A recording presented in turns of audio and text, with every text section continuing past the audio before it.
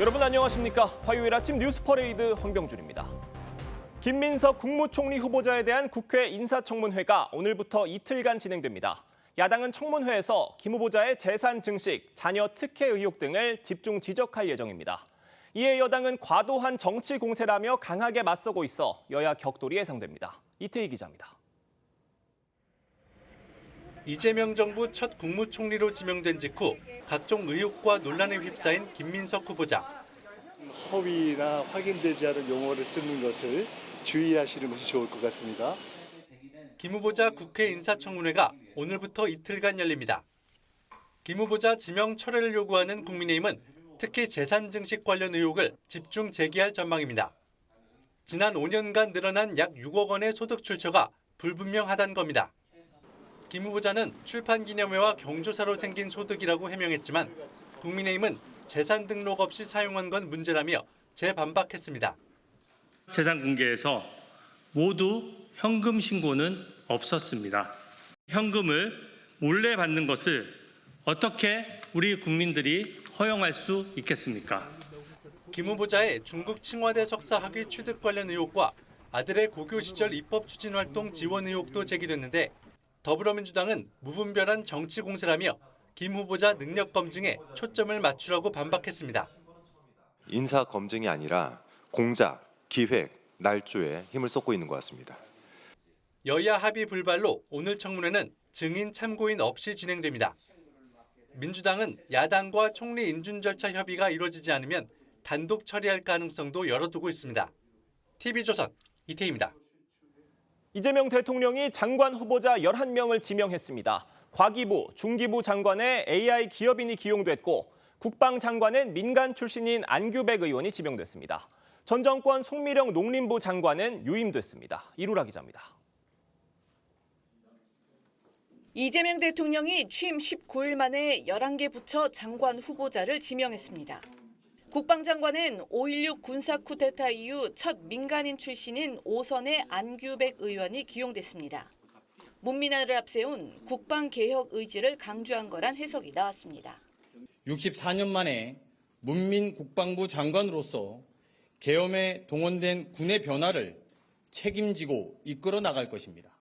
통일부 장관은 노무현 정부 통일부 장관을 지냈던 정동영 의원이 다시 지명됐고 환경부 김성환, 해수부 전재수, 여가부 강선우 의원 등 5명의 현역 의원이 장관 후보자로 지명됐습니다.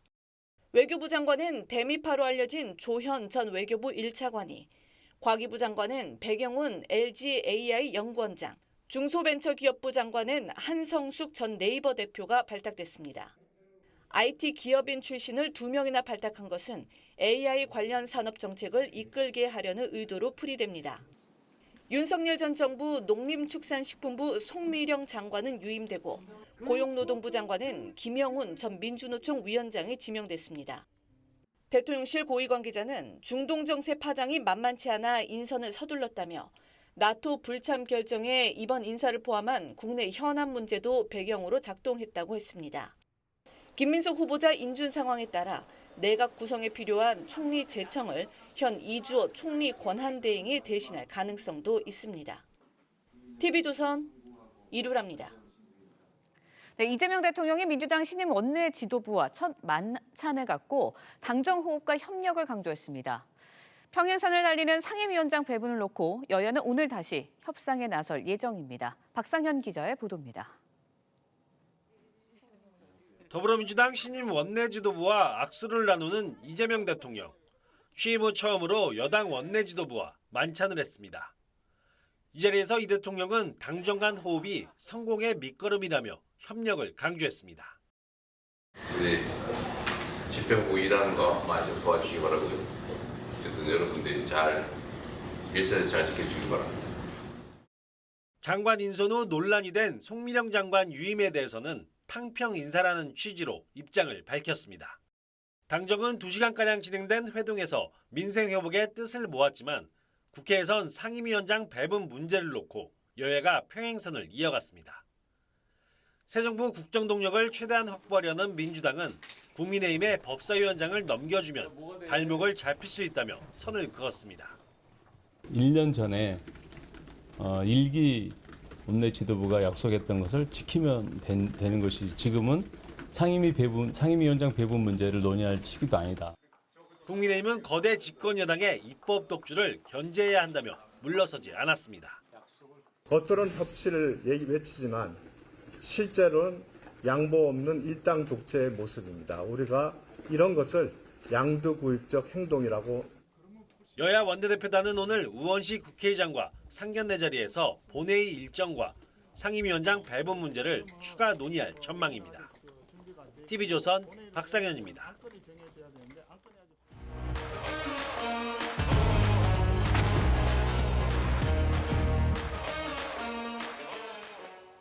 정치권 소식 짚어보는 아침의 맞소 시간입니다. 김상일 전 민주당 부대변인, 최병묵 정치평론가 나오셨습니다. 안녕하세요. 안녕하십니까. 이재명 대통령이 어제 11개 부처 장관 후보자를 지명했습니다. 통일부 장관에 정동영 의원, 국방부 장관에 안규백 의원이 지명됐고요. 농림부 장관엔 송미령 장관이 유임되면서 눈길을 끌었습니다. 대통령실과 송 장관 입장 들어보겠습니다. 정동영 통일부 장관 후보자는 누구보다도 풍부한 경험과 한반도 평화에 대한 확고한 철학을 가진 인물입니다. 안규백 국방부 장관 후보자는 64년 만에 문민 국방부 장관으로서 계엄에 동원된 군의 변화를 책임지고 이끌어 나갈 것입니다. 저도 상당히 당황스러운 지금 상태인데요. 일단 굉장히 지금 여러모로 어려운 시기이기 때문에 그 책임감이 상당히 무겁게, 그 어느 때보다도 무겁게 여겨집니다. 저희가 후보자 면면을 살펴보기 전에 전체적인 총평 좀 여쭤볼게요. 어제 11명의 후보자를 전격 지명을 했는데 어떻게 평가하십니까? 저도 명단을 보고서 느껴지는 첫인상은요. 실용이 강조됐구나. 그래서 어떤 정책적 경험 그리고 그 분야에 대한 진심과 전문성 이런 것들이 좀 보였다 이런 게 있고요. 또 하나는 국민 통합이라는 메시지를 주려고 노력을 했구나 이런 생각이 들었습니다. 그래서 결국 키워드는 실용과 통합 이것이 아니었나 싶습니다. 최병묵 변호사님 어떻게 평가하십니까? 어제 이제 정치인 출신 장관 5명입니다. 그리고 이제 민노총 위원장 출신을 고용노동부 장관에 지명을 했고요. 뭐 이런 것들을 보면 결국은 우리 편 챙기기 그거 아니냐 이렇게 판단이 되고 거기에 이제 송미령 장관 유임이나 아니면 이제 권오을 전 의원을 뭐 보훈부 장관 후보자로 내정한 것 뭐 이런 것들은 되게 이제 정치적 편승을 허용한 약간의 기술적 측면의 지명이다 이렇게 생각을 합니다. 알겠습니다. 저희가 한 명 한 명 좀 뜯어 볼 텐데요. 국방부 장관에 안규백 의원이 지명이 됐습니다. 임명이 만약에 된다면 64년 만에 민간인 출신 국방부 장관이 탄생을 하게 되는 겁니다. 어떻게 평가하십니까? 뭐 단순한 민간인 출신이라고 얘기하기는 좀 어려운 것이 5선 의원입니다. 근데 5선 중에서 18년 국회의원을 하는 동안 15년을 국방위에서 활동을 했어요. 저도 한 상임위에서 오래 일을 해봤지만 한 10년 이상 한 상임위를 하기가 쉽지가 않습니다. 근데 그렇게 했다는 것은 사실상 그 분야의 정책 전문성은 갖추고 있다라고 보는 게 맞고요.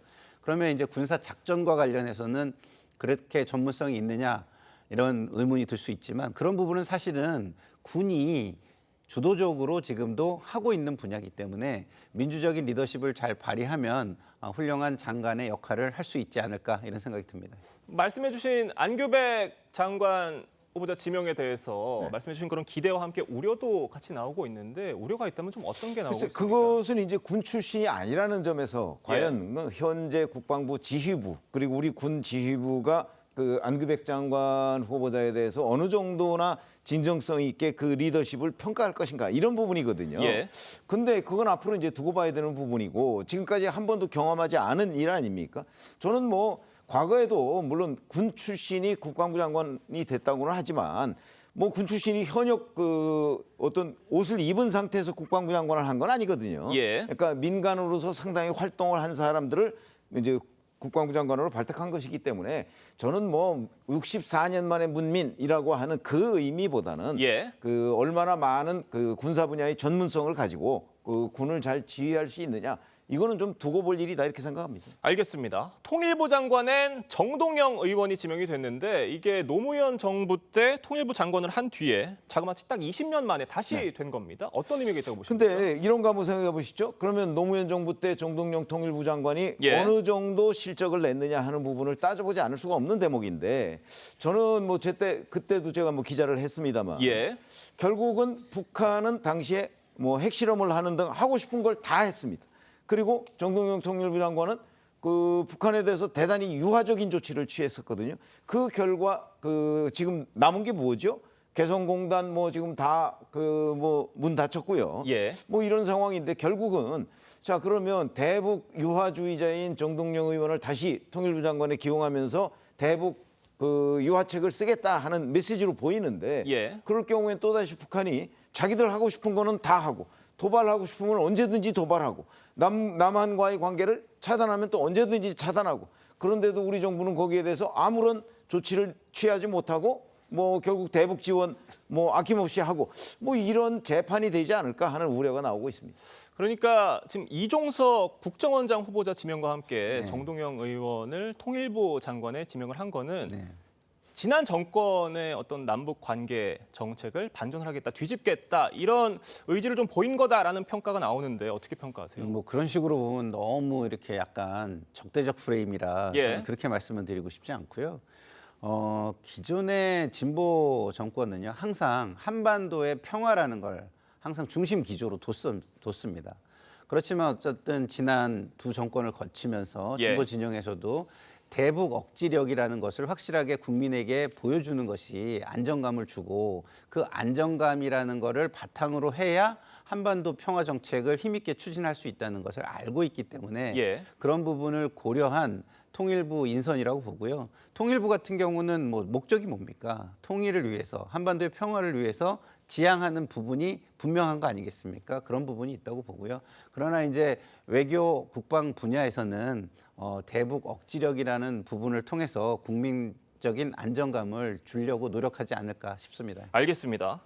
어제 발표된 장관 인선에서 가장 눈길을 끌었던 게 송미령 농림부 장관의 유임이었습니다. 이 전 정부의 장관이 유임되는 경우 굉장히 이례적인데 어떤 점들이 고려가 됐다고 보세요? 그러니까 실용이죠. 저도 이 부분은 깜짝 놀랐던 게요. 송미령 장관 같은 경우 지금 농민들 같은 경우에 특히 우리 진영에 굉장히 가까운 농민운동을 하시는 분들 같은 경우는 굉장히 반감이 있고 반발이 굉장히 거센 상황입니다. 그럼에도 불구하고 이 송미령 장관을 유임시켰다는 것은 어쨌든 송미령 장관의 정책 능력을 관료 출신으로서 높게 본 것이고 그다음에 어떤 국민통합적 메시지도 이번 유임을 통해서 보내고 싶은 어떤 의도가 깔려 있는 것 아닌가 이렇게 말씀드릴 수 있겠습니다. 알겠습니다. 그런데 송미령 장관이 민주당이 추진해왔던 양곡관리법에 대해서는 반대하는 입장을 보여왔었는데 이번 정부에서는 새 정부 철학에 부합하는 방향으로 추진을 하겠다 이렇게 달라진 입장을 보이면서 비판이 나오고 있어요. 어떻게 보세요? 글쎄, 아니 이제 사실 어느 정부의 장관이든지 간에 사실은 국민을 위해서 일한다고 우리가 얘기를 하고 국민을 위해서 일을 해야 한다고 늘 주장을 하잖아요. 그러면 자 국민들 보기에 이 양곡관리법에 관한 그 정부의 입장은 뭐냐?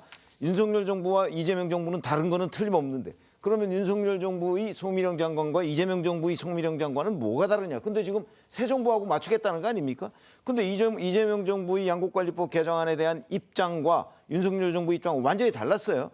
그러면 결국 송미령 장관은 국민을 위해서 일하는 것이 아니고 정부를 위해서 일한다. 결국 윤석열 전 대통령 정부 때는 윤석열 대통령의 어떤 철학에 맞추고 지금은 이재명 대통령의 철학에 맞추겠다. 이 얘기밖에 안 되잖아요.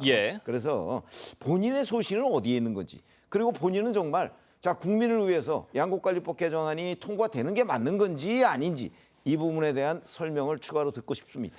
알겠습니다. 어제 발표된 장관 인선에서 5명이 현역 의원이라는 점도 눈에 띕니다. 이건 좀 어떤 수라고 보세요? 아까 제가 우리 편 내각 이렇게 말씀을 드렸죠. 근데 사실 저는 윤석열 정부 때도 그랬지만 그 정치인들을 대거 장관에 기용하는 것이 맞다고 생각합니다. 왜냐하면 관료 출신보다는 정치인들이 훨씬 더 폭넓은 사고를 할 수가 있고요. 그리고 개혁적 주체들도 잘 취할 수 있기 때문에 예. 저는 적어도 우리 편 내각이다 이렇게는 충분히 그 규정을 할 수 있지만 그 이재명 대통령 입장에서는 우리 편을 해서 그 장관으로 기용을 해서 내가 여기서 실적을 내서 국민들한테 평가받겠다 하는 그 생각 자체에는 동의한다 이렇게 말씀을 드리겠습니다. 근데 이 부분은 제가 조금 약간 반론이 있는 게요. 저 5분의 면면을 보면은요. 어떤 강성 친명 이런 분은 한두 분 정도뿐이 안 보여요. 예. 그러니까 찐명, 강성 친명 이런 것들은 좀 약간 배제하고 좀 약간 국민에게 안정감을 주고 약간 통합적으로 가려는 합리적으로 가려는 방향성이 보인다 이렇게 저는 말씀을 드리고 싶습니다. 알겠습니다. 이재명 대통령은요, 첫 내각 인선을 단행하기에 앞서 나토 정상회의엔 직접 참석하지 않기로 결정을 내렸습니다. 여야의 입장이 엇갈렸는데 목소리 들어보겠습니다. 기회를 스스로 포기하는 것이 국익 중심의 실용 외교입니까? 한국이 미국의 동맹국 중 가장 약한 고리로 인식되어 도리어 중국과 러시아의 강압 외교 대상이 되지 않을까? 미국의 이란 공습 관련되어서 지금의 상황들을 좀 점검해 볼 때 대통령께서 움직이실 수 있는 상황은 아니구나라는 판단을 하신 것 같아요. 당초에 이재명 대통령이 나토 정상회의에 거의 참석을 하는 분위기로 전해졌었는데 결국 불참으로 결정이 됐습니다. 대통령실이 설명하기로는 중동 정세 또 국내 현안 등을 고려했다라고 설명을 했는데 구체적으로 좀 어떤 점들이 고려됐을 것으로 보세요? 저는 개인적으로 지금 국제적인 불확실성이 굉장히 커지는 겁니다. 뭐 안보 분야도 그렇지만 경제 분야도 마찬가지죠. 그런 분야에 있어서 여러 불확실성을 안정감 있게 대응을 하려면 컨트롤 타워가 국내에 있는 것이 오히려 바람직한 부분이죠. 만약에 나토에 가서 거기에 집중을 할 수 있다면 모르지만 지금 트럼프 대통령이 참여를 하지 않는다면 거기에 가는 가장 큰 목적에 집중도 되지 않습니다. 그런 차원에서 여러 가지 국제적인 환경을 그리고 불확실성을 고려한 판단이 아닌가 이런 생각이 들고요. 그리고 역시 미국과 관련해서도 우리의 동맹이지만 예민한 협상들도 지금 목전에 지금 두고 있는 상황입니다. 그런 부분에 있어서 너무 가볍게 움직이는 것이 꼭 그 협상이나 앞으로 있을 어떤 대화에 긍정적인 방향만을 가져오지 않는다. 이런 점도 저는 강조드리고 싶습니다. 다만 이 나토 회의 불참을 두고 전문가들 사이에서도 어떤 민주 진영과의 연대와의 거리를 두려는 모습으로 비칠 수 있다. 이런 우려도 나오고 있거든요. 어떻습니까? 그 사실은 이재명 대통령은 지금 6월 4일 오전에 그 대통령으로 확정이 됐습니다. 그래서 며칠 그 기간이 없음에도 불구하고 G7 정상회의에 그 참석을 했죠. 그거는 좀 무리해서 전 참석했다고 봅니다. 그리고 참석이 잘 됐다고 보여집니다. 그게 왜 그러냐면 사실은 이재명 대통령이 대선 후보 시절이나 아니면 민주당 대표 시절에 했던 대중관계, 대러시아 관계, 대미 관계에 관한 여러 가지의 발언들, 행동들이 있습니다. 이 문제가 이제 이른바 그 서방 그 진영의 입장으로 보면 굉장히 의심스러운 눈초리로 볼 수밖에 없는 상황이잖아요. 근데 이런 것들을 불식시키기 위한 노력이 있지 않으면 여전히 그 의심을 거두지 않을 거란 말이죠. 그런데 이번에 나토 그 참석 여부도 사실은 나토는 그 북대서양의 일종의 군사협력 기구예요. 그러니까 원래 참석할 필요가 없었어요. 그러나 문제는 서방 진영에서 이재명 대통령에 대해서 가지고 있는 의구심이 있잖아요. 그걸 해소하기 위해서 참여하려고 했던 건데 그 해소가 됐나요, 지금? 저는 여전히 안 됐다고 보거든요. 그래서 이번에도 그 다른 나라와 다르게 이재명 대통령은 거기에 참석해서 그 의문들을 하나하나씩 단계적으로 풀어나갔어야 하는데 그렇게 하지 못했다 하는 점에서 보면 저는 판단 잘못이다 이렇게 생각합니다. 알겠습니다. 다음 소식도 짚어보겠습니다. 김민석 국무총리 후보자에 대한 인사청문회가 오늘부터 이틀간 열립니다. 국민의힘은 김 후보자의 재산 관련 의혹 등을 부각하며 공세를 펼치고 있고 민주당은 발목 잡기라며 맞서고 있습니다. 여야 입장 들어보겠습니다. 국민은 김민석 후보자에게 현금 6억 원을 갖다 준 기업인, 이해관계자가 누구이고 또 얼마를 줬는지 알 길이 없습니다. 일반 국민들의 고등학생 자녀가 국회의원에게 직접 전화해서 동아리에서 만든 법안 발의를 부탁하고 그 내용대로 발의까지 될 수 있겠습니까? 사선 의원이 재산 신고를 2억을 했다고 하면은 저는 그래도 비교적 깨끗하게 살았다 이렇게 생각을 합니다.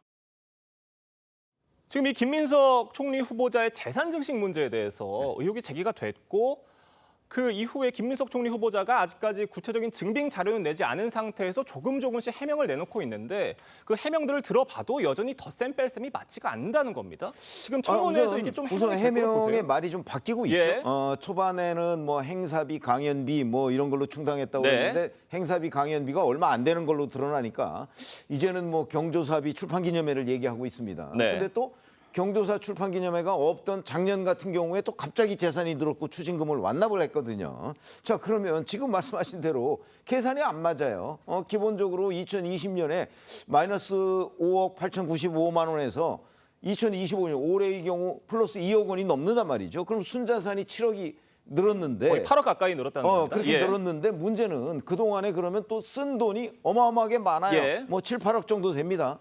자, 그렇게 되면 나머지 돈은 도대체 어디서 나왔나? 수입은 그 세비 한 5억여 원 정도밖에 없는데 이렇게 되는 거죠. 아무리 이런저런 계산을 맞춰도 계산이 맞지 않는다. 그러면 어디서 현금이 떨어졌다는 얘기인데 본인이 얘기하는 경조사비와 출판기념회를 아무리 거기다가 해서 뭐 출판기념회 한 번에 그 뭐 최소한 뭐 2억 정도가 들어왔다고 쳐도 그래도 계산이 안 맞아요. 그래서 오늘 뭐 그 계산서를 이제 그 어떤 식으로든 내놓겠죠. 그에 대한 검증이 필요하다고 생각을 합니다. 김상일 대변인 어떻게 보세요? 오늘 좀 해명이 될 것으로 보십니까? 저는 이거는요. 깔끔한 해명은 좀 어렵다고 봐요. 예. 왜냐하면 자 우리가 일반인도 경조사를 통해서 들어온 돈의 금액을 내역을 밝힐 수 있나요? 그게 맞나요? 그거는 쉽지 않습니다. 그래서 그것을 낱낱이 밝혀가지고 해명하라 이런 거는 쉽지 않기 때문에 저는 뭐 경사와 조사가 2번이 있었고 출판기념회가 있었다 그러면은 거기에서 어느 정도는 충당이 됐을 것이다라는 거는 국민의힘 의원들의 본인들을 돌아보면 충분히 느껴질 것이다 저는 이렇게 봐요. 언론과 대국민 앞이라고 해서 너무 그렇게 깨끗한 척 하시는 거는 저는 맞지 않다 이런 말씀을 드리고요. 어쨌든 도덕적인 문제에 대해서는 계속해서 겸손하고 고개 숙이는 자세가 김민석 후보자에게는 필요할 것으로 보인다는 생각은 들고 그다음에 이 정부도 우리 이재명 정부도 앞으로는 그러면 어떻게 도덕성 기준을 잡아갈 것인가에 대한 그 예측 가능성을 국민에게 보여줄 필요는 있다. 다만 국민들과 국민의힘에게 부탁드리고 싶은 건 초대 총리 인선입니다. 예. 인수위가 없이 이루어진 인선이니까. 그리고 이전 정권에서 이거보다 더한 도덕성에 문제가 있는 분들을 강행 임명시키지 않았습니까? 그러면 이번에는 첫 인사라는 걸 감안해서 큰 정책적인 능력이나 이런 것들에 결함이 없다면 좀 받아주시고 앞으로 도덕성 기준을 다 같이 어느 정도로 맞춰갈 것인가를 합의를 통해서 기준을 정했으면 좋겠다 이런 생각이 듭니다. 결국 임명이 될 것으로 전망을 하십니까? 그렇죠. 지금 뭐 의석 구조로 보나 그리고 지금 예. 어떤 초대의 국정 동력이라는 어떤 차원에서 보나 안 하기 어려운 상황이죠. 예. 글쎄 제가 예. 보기에는 네. 사실은 지금 말씀하신 게 말이 저는 되지 않는다고 생각하는 이유가 예. 경조사 출판기념회를 얘기했잖아요. 근데 경조사 출판기념회가 없었던 작년에 가장 많이 재산이 늘었어요. 그러면 경조사 출판기념회는 설명이 안 되잖아요. 예. 전 그 부분에 대한 설명을 오늘 듣고 싶다는 얘기고 어쨌든 국회에서 표결을 하더라도 뭐 민주당이 워낙 압도적이니까 뭐 그냥 밀어붙이면 되겠죠.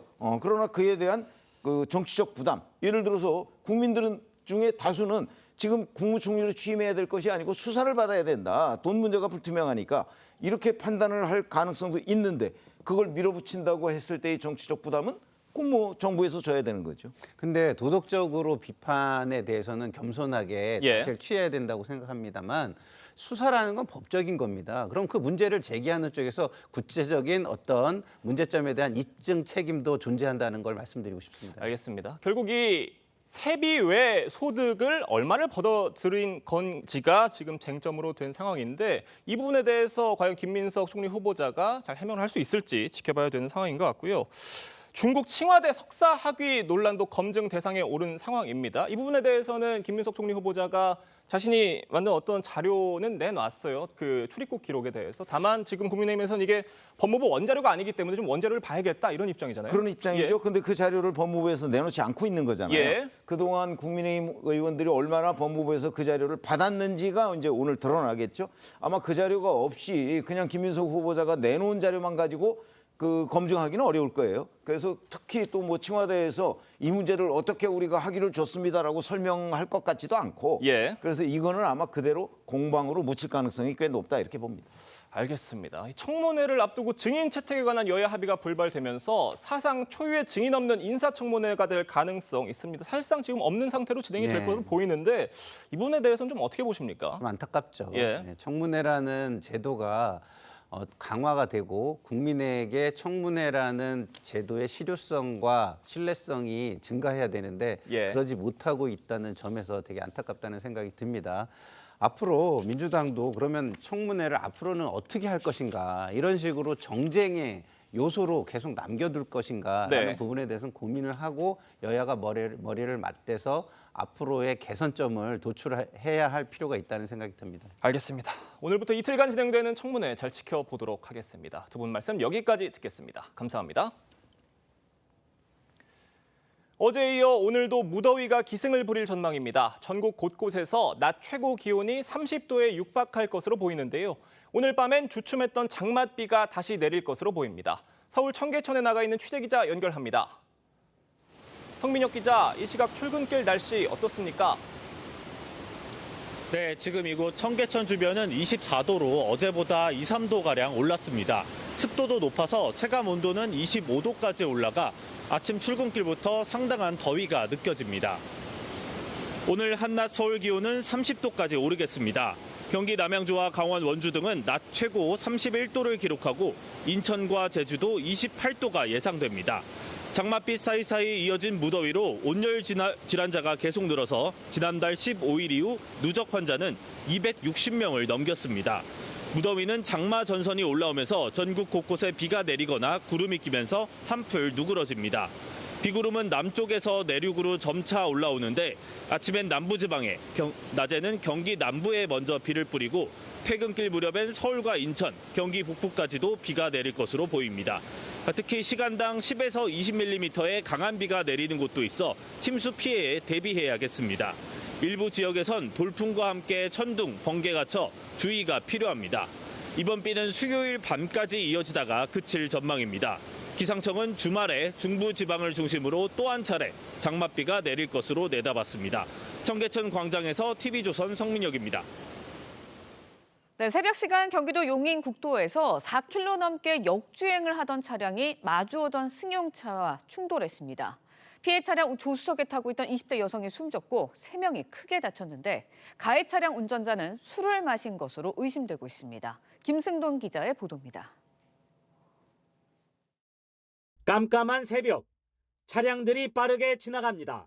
그런데 중앙 분리대 반대편에서도 승용차 한 대가 같은 방향으로 달립니다. 이게 막 역주행이네. 이 차량은 얼마 가지 않아 마주오던 승용차를 그대로 들이받았습니다. 피해 차량을 뒤따르던 5톤 트럭은 사고를 피하려다 옹벽을 들이받았습니다. 포탄 터지는 소리 이상이 했어요. 바로 신고를 했으니까요. 이 사고로 1차 피해 차량 조수석에 타고 있던 20대 여성이 숨졌습니다. 또 두 승용차 운전자와 화물차 기사가 크게 다쳤습니다. 견인된 차량들은 구겨진 종이장처럼 심하게 찌그러져 있습니다. 이곳 분기점에서 반대편 방향으로 진입한 차량은 1차로를 타고 계속 역주행했습니다. 사고 지점까지 4.6km나 반대 차선으로 달렸습니다. 경찰은 음주운전을 의심하고 있습니다. 차에서 술 냄새도 났고 그래서 혈액을 세혈했고 이제 의뢰를 해. 역주행한 30대 운전자는 병원 치료를 받고 있습니다. 경찰은 이 남성을 입건하고 정확한 사고 경위를 조사할 예정입니다. TV조선 김승도입니다.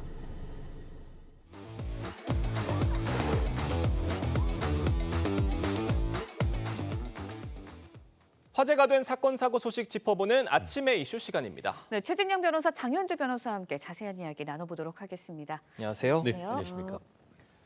김용현 전 국방장관의 추가 구속 여부를 결정할 구속심사가 내일로 연기가 됐습니다. 어제 열린 신문기일에는 김 전 장관이 출석을 안 했어요. 반드시 참석을 해야 되는 것은 아니기 때문에 그런데요.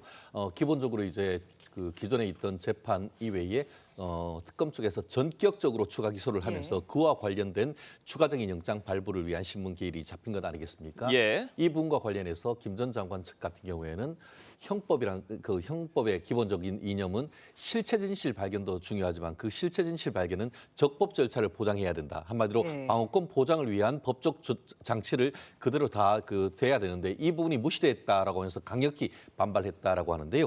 실제로 이번 사안 같은 경우에는 전격 기소를 했습니다만 김 전 장관 측 같은 경우에는 아직까지 공소장을 송달받지도 못했다. 한마디로 상대방이 가진 무기가 뭔지도 모르면서 우리가 그 영장실질심사에 임한다는 것은 있을 수 없다라고 얘기를 하고 있고 실제 어떤 재판이 진행되는 중에 추가 기소가 됐을 경우에는 추가 기소된 공소장이 무엇인지 그에 따른 증거 자료가 무엇인지를 확인한 다음에 이제 그 신문기일이 열리는 게 원칙적인 부분인데 이런 식으로 되지 않고 전격적으로 지금 이런 신문기일이 잡히고 본인들이 어떤 항변할 수 있는 이 부분을 기회가 주어지지 않았기 때문에 이런 신문기일을 지정한 재판 자체에 대한 불공정한 재판이라는 이유로 해서 재판부 자체에 대한 기피 신청까지 한 상황인 것 같습니다. 보신 것처럼 김 전 장관 측 재판부 기피 신청을 냈습니다. 법원이 이 일을 받아들일 가능성 어떻게 보세요?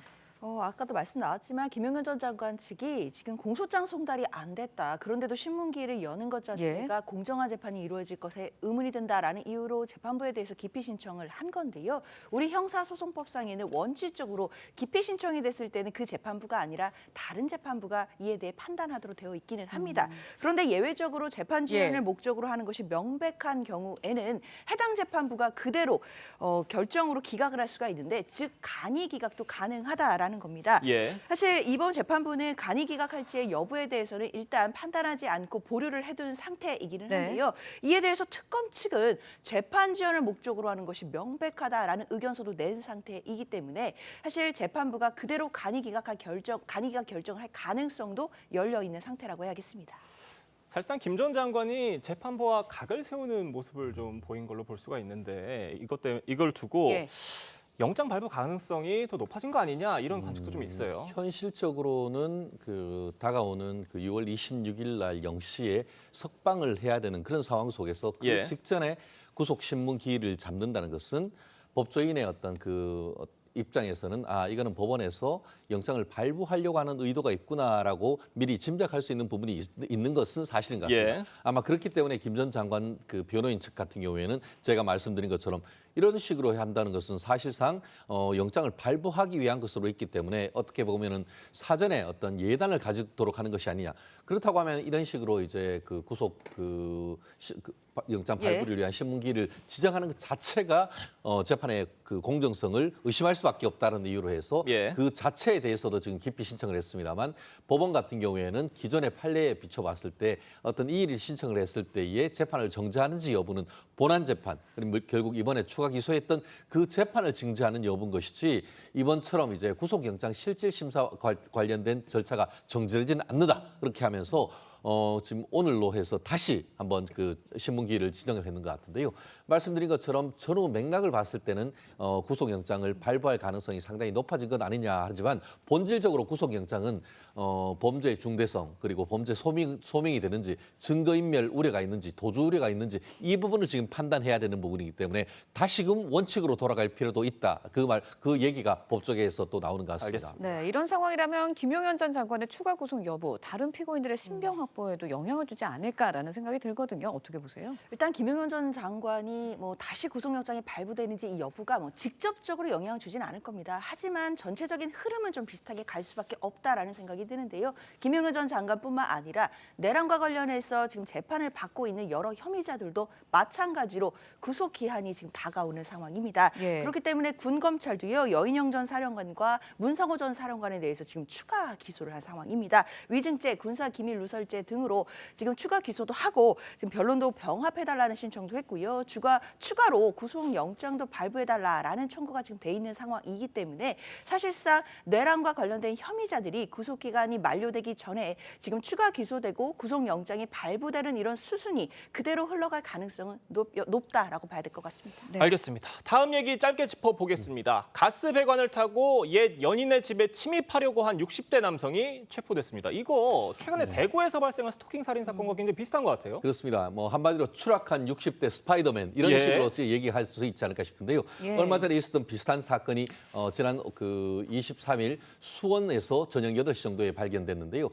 지금 그림에서 보는 것처럼 60대 그 남성이 이 건물 외벽에 있는 가스관을 타고 올라가다가 추락을 했고 그것을 본 그 주민들이 신고를 해서 현행범으로 체포됐다라고 하는데요. 올라가다가 추락했다 보니까 주거에 직접적으로 들어가지 못했는데 자초지종을 들어봤더니만 뭐 본인이 그 50대 여성 전 여자친구가 연락이 안 됐기 때문에 그렇게 걱정이 돼서 했다라고 하지만 알고 봤더니만 이미 그 피해 여성 이 신고를 해가지고 이 남성과 분리 조치된 그런 상황이 있기 때문에 아마 현재의 그 이런 상황으로 봤을 땐 주거 침입 미수의 혐의가 지금 받고 있는 것이 아닌가 생각합니다. 네, 이런 교제 범죄 같은 이런 일들 계속해서 잊을만 하면 계속해서 이어지고 있거든요. 60대 남성 이제 옛 연인과 분리 조치된 상태였는데도 주거지에 어떻게 들어올 수 있었는지 항상 이 점이 궁금해요.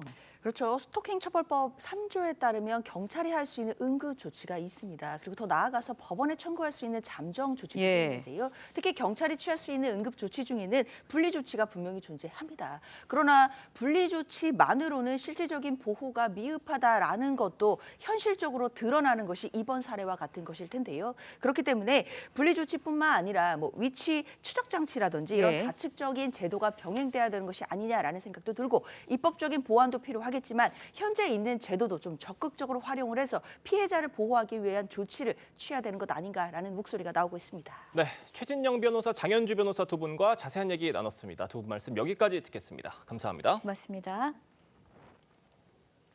트럼프 미국 대통령이 이스라엘과 이란이 완전한 휴전에 합의했다고 알렸습니다. 이는 이란의 중동 미군 기지 보복 공습이 있은 지 얼마 안 돼 나온 소식인데 앞서 트럼프 대통령은 이란의 매우 약한 공격에 감사하다며 확전 자제를 촉구했습니다. 이로라 기자의 보도입니다. 트럼프 미국 대통령이 이스라엘과 이란의 휴전 소식을 전한 건 우리 시각으로 오늘 오전 7시쯤 SNS를 통해 모두에게 축하한다며 이스라엘과 이란 양측이 완전하고 전면적인 휴전에 합의했다고 밝혔습니다. 그러면서 약 6시간 후 양국의 휴전이 시작된다며 공식적으로는 이란이 먼저 휴전을 시작하고 12시간 후 이스라엘이 그리고 24시간이 지나면 12일 전쟁이 공식 종료한다고 썼습니다. 트럼프의 이 같은 메시지는 앞서 이란의 중동 미군 기지 보복 공격 직후 나왔습니다. 이란은 현지 시간 23일 저녁 카타르 주둔 미군 기지를 향해 다수의 미사일을 발사했습니다. در عملیات بشارت فتح پایگاه تروریستی آمریکا در العدید قطر را هدف تهاجم ویرانگر و قدرتمند موشکی قرار داد. 하지만 대부분의 미사일이 카타르 방공망에 요격됐고 사상자도 발생하지 않았습니다. 트럼프 미국 대통령도 이란의 공격 직후 이란이 매우 약한 대응을 했고 미리 공격 계획을 알려줌으로써 사상자가 나오지 않았다는 것에 감사하다며 이란이 공격 전 미국에 사전 통보했음을 확인했습니다. 그러면서 이란이 쏜 미사일 14발 중 13발을 요격했다며 더 이상 증오가 없길 바란다고 확전 자제를 촉구했습니다. TV조선 이루라입니다.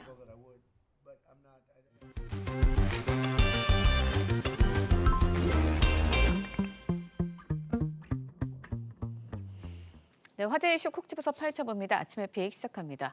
리포트에서 보신 것처럼 조금 전 트럼프 대통령 SNS를 통해서 이란과 이스라엘의 완전 휴전 합의 소식 전했습니다. 미국의 이란 핵시설 공습 여파가 호르무즈 해협 봉쇄로까지 이어지지는 않을 것이라는 기대가 제기되고 있는 상황인데요.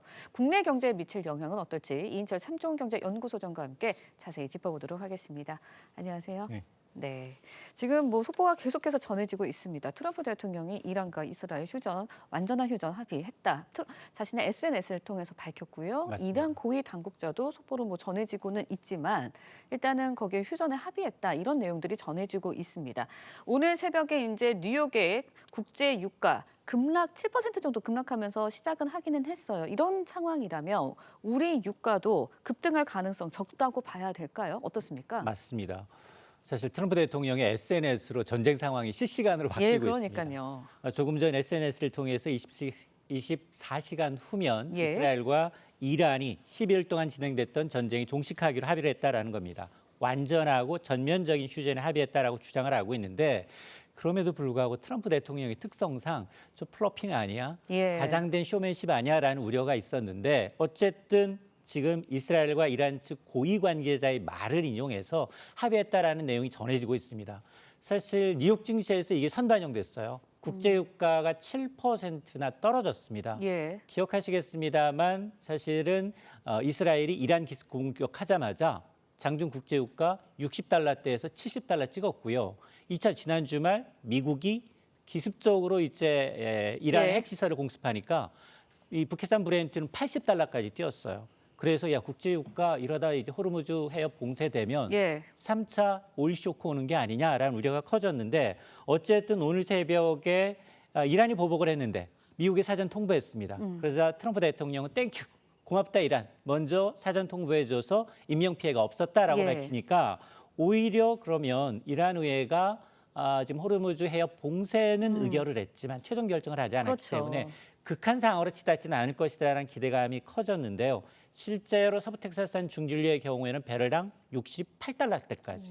그러니까 어머로 표면적으로 보면 2주 동안 아무것도 없었던 일이 된 겁니다. 북해산 브렌트유도 71달러대로 떨어졌는데 그 이면을 들여다보면 트럼프 대통령이 가장 취약한 건 뭐냐? 이란이 무서운 게 아니라 미국의 민심이 무섭습니다.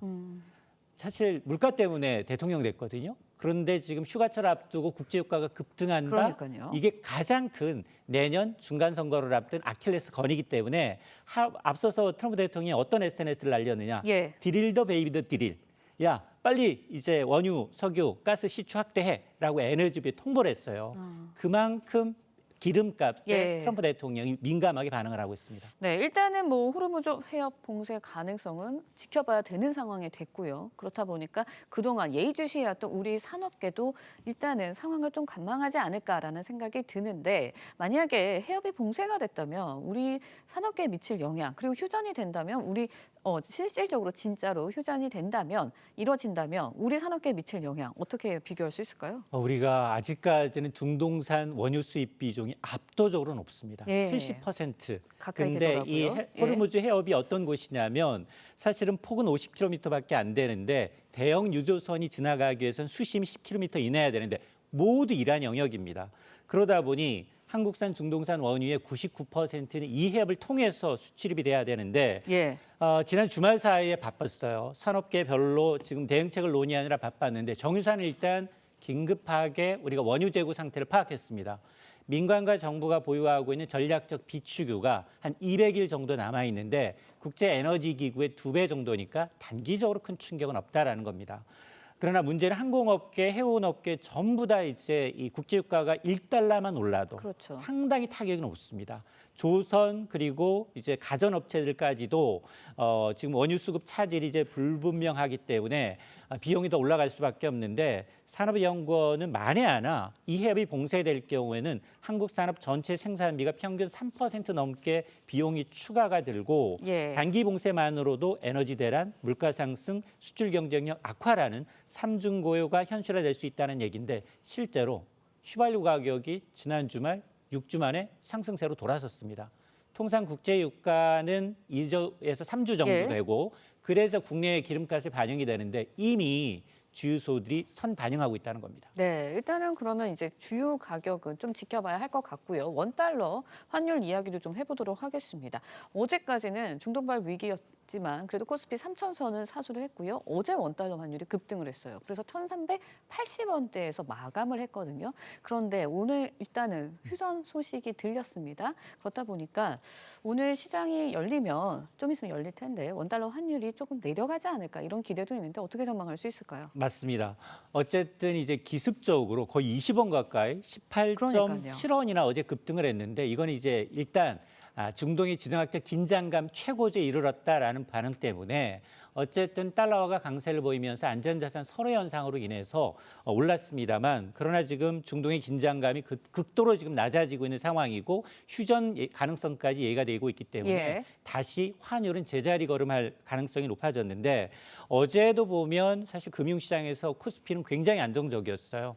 코스피는 이틀 연속 3,000선을 지켜냈습니다. 개인들이 1조 한 4천억 원 가까이 이제 순매수했는데 환율이 좀 급등한 게 아킬레스건이긴 합니다만 그럼에도 불구하고 지금 정부가 이제 추가 경정 예산을 편성하고 있죠. 또 외국인 자금이 뭐 희비긴 좀 엇갈리고 있습니다만 월간 단위로 보면 계속해서 유입되고 있기 때문에 아마 이제 급격하고 무질서한 이제 환율의 변동을 보기는 조금 가능성은 좀 낮아졌다라고 보고 있고요. 실제로 이렇게 환율이 이제 급등하게 되면 기재부 한은 같은 경우에는 시장 안정화 조치와 구두 개입을 할 것으로 보입니다. 네, 어저께 뭐 금융권도 비상대응 체제에 돌입을 했습니다. 그리고 또 이재명 대통령도 이제 전 부처에 비상대응 지시하면서 뭐 추경안 이미 편성된 추경안에 중동사태 관련 예산 더 담을 수 있는지 좀 지켜봐라 이런 이야기도 했거든요. 맞습니다. 앞으로 대응은 어떻게 할 거라고 보세요? 사실 이재명 대통령도 지금 물가 때문에 국민들이 고통을 받고 있는데 여기에다가 덤으로 국제유가까지 오르게 되면 상당히 이제 서민족 고통이 커질 수 있다라는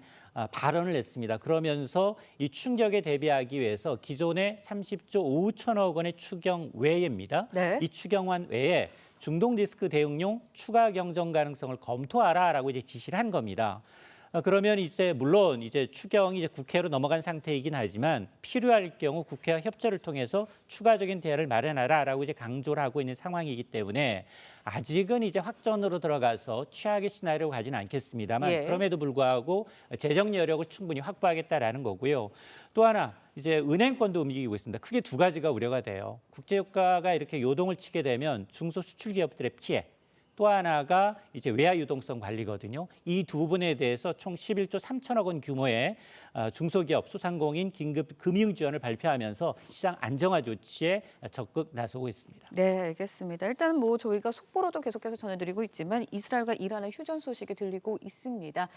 이것도 경제에 좀 반영이 돼서 중동발 위기가 좀 수그러들었으면 하는 바람입니다. 지금까지 이인철 참 좋은 경제 연구소장과 함께 이야기 나눠봤습니다. 오늘 말씀 여기까지 듣겠습니다. 고맙습니다.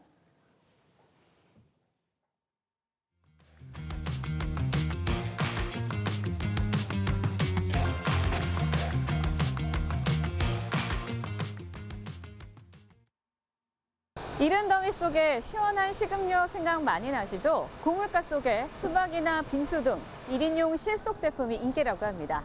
현장으로 가보겠습니다. 서울 시내의 한 대학가. 연일 30도를 웃도는 무더운 날씨에 커피 매장 앞은 오전부터 붐빕니다. 이곳에서는 여름을 맞아 출시된 1인용 빙수가 인기입니다. 네, 4,000원대면 이 빙수를 살 수 있는데요. 제가 직접 먹어보겠습니다. 맛있어요. 일부 빙수가 10만 원을 넘겨 부담이 커지자 실속형 1인 컵빙수가 틈새 시장을 공략해 인기를 끄는 겁니다. 한 커피 프랜차이즈 1인 빙수는 4월 말 출시 이후 약 180만 개가 판매됐습니다. 일부 점포에서는 준비한 재료가 오전에 다 소진돼서 오후에는 이제 구매를 못 하시는 경우도 있다고 들었습니다. 서울 냉면 가격이 평균 12,000원을 넘으면서 조금씩 담아 파는 컵 냉면이 등장했고 유통업체들은 수박과 같은 덩치 큰 과일을 소분한 상품을 앞다퉈 내놓고 있습니다. 저렴한 상품들 위주로 구매를 하는 것 같아요. 오늘 같은 경우에도 1인용 과일로 편의점에서 싸게 팔아가지고 또 오게 된 거고 마트에서 할인 상품들 위주로 많이 구매하는 것 같습니다. 여름철 1인 상품이 이처럼 느는 건 1인 가구 증가와 물가 상승 때문인데 지난 5년 사이 외식 부문 소비자 물가지수는 25% 가까이 올라 같은 기간 전체 소비자 물가지수 상승률 약 16%보다 가팔랐습니다.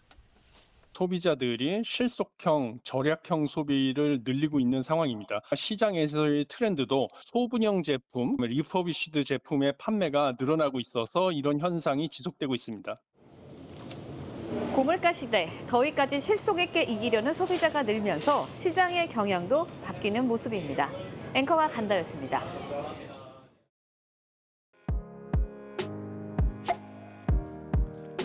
렌즈에 담긴 순간 그 의미를 짚어보는 시간이죠. 사진 기자가 선택한 아침의 한 장입니다. 오늘은 조선일보 사진부 장면성 기자와 함께합니다. 안녕하세요. 오늘 볼 사진 어떤 건가요? 인도에서 참가자들이 요가를 하고 있는 모습입니다. 지난 21일은 유엔이 지정한 세계 요가의 날이었는데요. 전 세계에서 요가를 즐기는 사람들의 모습 사진으로 만나보시죠. 인도의 한 운동장에서 요가하는 모습을 드론을 통해 내려다본 사진입니다. 남아공 더반의 해변에서는 수많은 사람들이 야자수를 배경으로 스트레칭을 하고 있는데요. 뉴욕 타임스퀘어 광장에서는 한 어린이가 어른들의 요가 동작을 따라하고 있습니다. 이른 아침부터 인도네시아 발리섬에는 관광객과 주민이 요가의 날을 기념하기 위해 한자리에 모였습니다. 참 많은 사람이 요가를 즐기고 있는 모습인데 요가의 날이 지정된 특별한 배경이 있나요? 네, 세계 요가의 날은 2014년 지정됐는데요. 요가 애호가인 인도 모디 총리의 제안으로 시작됐습니다. 모디 총리는 고령의 나이에도 40년 넘게 매일 아침 요가를 통해 수련합니다. 과거 힌두교의 수행 방법이기도 한 요가는 2016년 유네스코 무형문화유산에 등재되기도 했는데요. 인도에서는 공무원에게 요가 수업이 무료로 제공되고 경찰관 훈련에도 요가가 포함되어 있다고 합니다.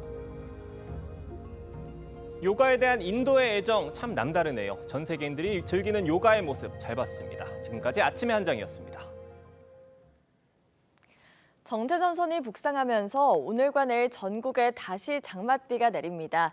비는 오전에 남부지방, 오후에는 중부까지 확대되겠는데요. 내일까지 대부분 지역에 20에서 60mm, 경남은 최대 80mm의 비가 내리겠습니다. 남부지방은 오전부터 저녁 사이, 중부지방은 늦은 오후부터 내일 새벽 사이에 강하고 많은 비가 집중되겠고요. 돌풍과 벼락까지 동반되겠습니다. 오늘 전국 하늘 흐린 가운데 수도권과 충남, 남해안에는 초속 15m 안팎의 강한 바람이 불겠습니다. 수도권을 중심으로 낮더위가 이어지겠고요. 일찍 비가 시작되는 남부지방은 더위가 주춤하겠습니다. 한낮에 서울은 30도까지 오르겠고 대구와 창원은 25도에 머물겠습니다. 비는 내일까지 오락가락 이어지다가 주말에 중부를 중심으로 또다시 장맛비가 내리겠습니다. 오늘의 날씨 박선민입니다. 이상으로 화요일 뉴스 퍼레이드 마칩니다. 네, 저희는 내일 아침 7시 30분에 다시 찾아뵙겠습니다. 시청해주신 여러분 고맙습니다.